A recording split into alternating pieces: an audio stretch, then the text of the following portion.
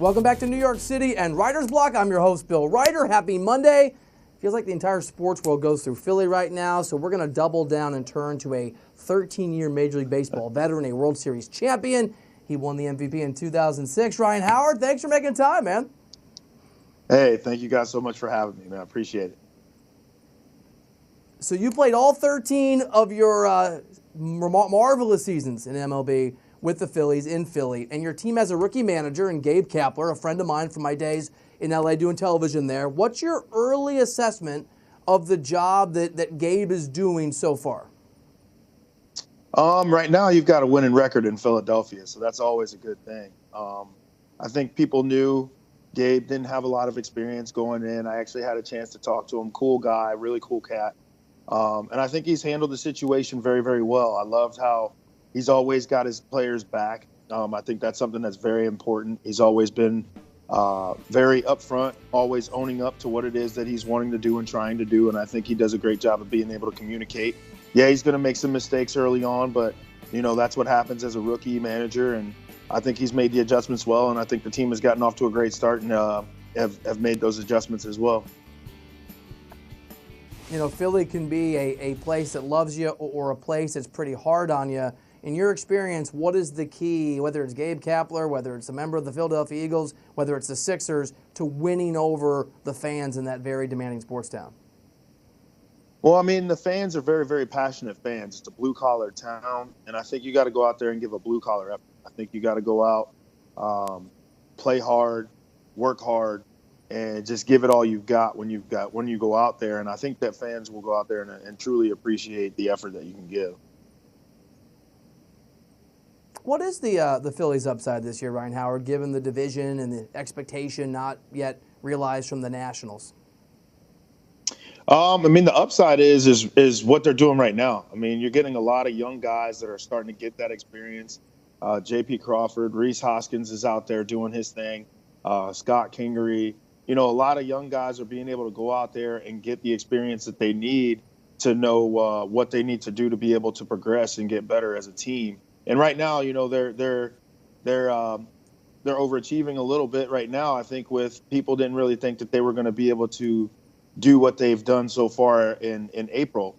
And that's one of the things that I see when I watch those guys play is they believe in themselves. They believe in each other. They believe that they're able to do what they're doing now, which is why they are where they are. But they're also still in the process of learning. So as long as they continue to go out there and just, give their best every single night, I think they're going to be all right. Stretching our perspective past the NL East to the NL West, the Dodgers have lost 5 of their last 6 games. The Diamondbacks have the best record in baseball and became just the first team since 1907 to win their first 9 series of the season. But it's only April. It's May tomorrow. How much can we really judge about any baseball team, Ryan, at this point in a long season? Well, you always want to get out to a good start to the season. You can't win. You can't necessarily win a division in April, but you can lose it. So, with what the Diamondbacks have definitely put themselves in a great situation going into May, and you just want to try to keep that momentum as much as you can because every team is going to have a hot streak. Every team is going to have a cold streak. So, with the Dodgers are a very veteran team. They've got a lot of experience, obviously being in the World Series last year. So those guys are going to be able to bounce back. It's just a matter of continuing to try to stay afloat and just get their wins when they can. And they'll catch a hot streak, and the Diamondbacks will eventually, kind of go on a skid. But it's trying to limit those skids as much as possible.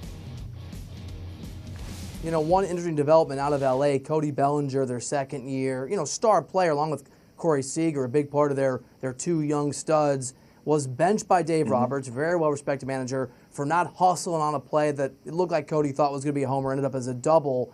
What does that do in terms of a message to a clubhouse, good or bad, when a manager benches an important player for not hustling?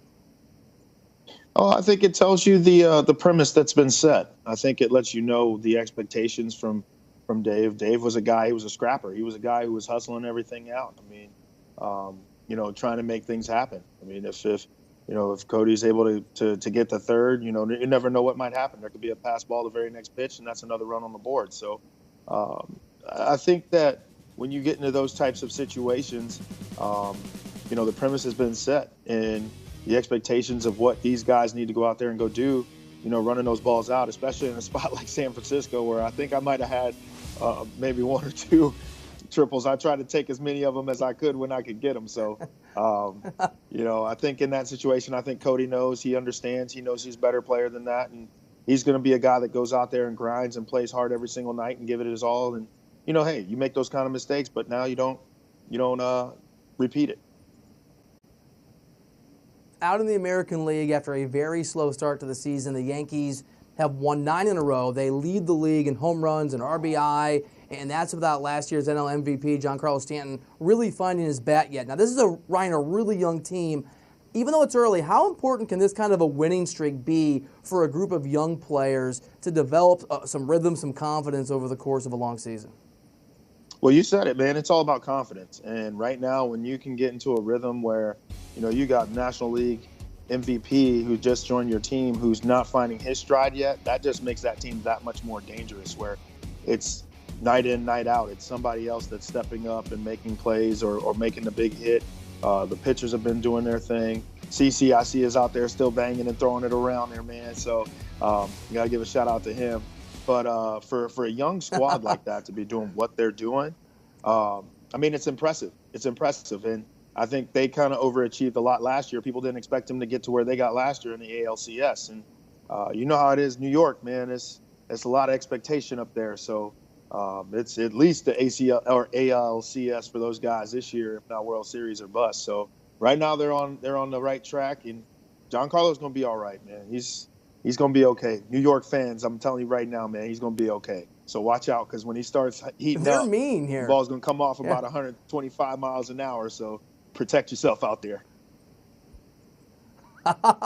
You won Rookie of the Year in 2005. Forget triples. You came back the next season, hit 58 home runs. You won the NL MVP in 2006. There's a young guy here in New York who's been pretty good so far early on, Aaron Judge. Not just Judge, though, just in terms of having a good rookie year, making your mark. What is the key to come back the next season and not slip back, not have a sophomore slump? Oh, man, sophomore. What sophomore slump? I mean, the game is the game. I remember having those same type of questions asked to me, and I remember distinctly saying, sophomore slump, like, what is that? I mean, the game is what the game is. I mean, you just make the adjustments that you need to make. And Aaron Judge just needs to go out there and go be Aaron Judge. I mean, I know the knock on him was about the strikeouts and whatnot early on, but he's obviously made the adjustment that he needed to make last year going into that season. And I think he's going to be able to make those same adjustments and do what he needs to do this year. I think we're actually technically not allowed to do baseball interviews these days without asking about Shohei Ohtani, the Japanese phenom who did sprain his ankle on Friday night. Guy's amazing, but not before he hit his 4th homer of the season. Dude's hitting .341. He's got 12 ribbies in 12 games as a DH. And obviously, we've seen at times his stuff be nasty as a pitcher. What do you make of this this guy who's come to the majors and has had some success on both sides of the pitching and hitting equation? I think it's been great for baseball. It's great to be able to have someone who can come in and be a dominant pitcher, but also have an impact on in an everyday lineup. And I think with what he's done, it's tough, to kind of come in and outshine the great one right now, Mike Trout, man. But with the start that he's had, he's kind of done that. Now Trout is Trout, and Trout's going to do his thing. But I think the impressive thing is being able to go out there, and potentially throw a no-hitter or a perfect game. And by the way, they also got the game-winning home run or something like that, if he's playing in a National League park or whatnot and he's in the lineup. So, he's a very dangerous player. He's very athletic, and it's fun for the game, and it's great, and it's fun to watch. Ryan, you've joined a new team, this time in the venture capital world at 76 Capital. It's a firm based in Philly. Tell us a little bit about the work you're doing with them. Yeah, man, I partnered up with the VC firm, 76 Capital, right here. And we're a venture capitalist firm out of Philadelphia.